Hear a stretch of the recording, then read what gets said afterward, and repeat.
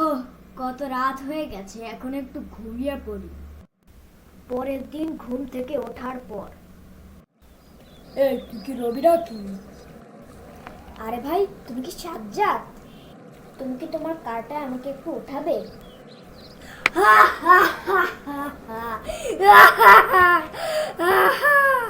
এর মানে তুই এখনো ফকিরনি, তাই না? 1 বছর পর। ধুর, আর ভালো লাগছে না, চলো না একটু বাইরে যাই। লেটস গো, চলো।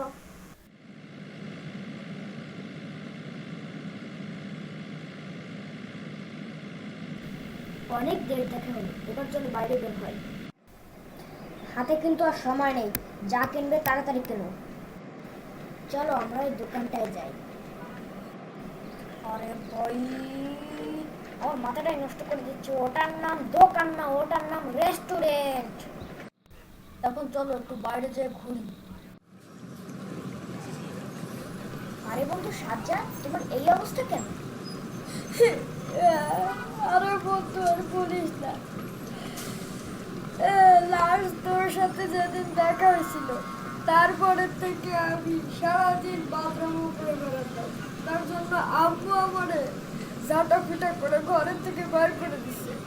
আর অন্যদিকে আমি খাবার টাবার কিছু না পেয়ে আমার চাকরিটাও শেষ হয়ে যায়। কখনো মানুষের সাথে খারাপ আচরণ করবেন না।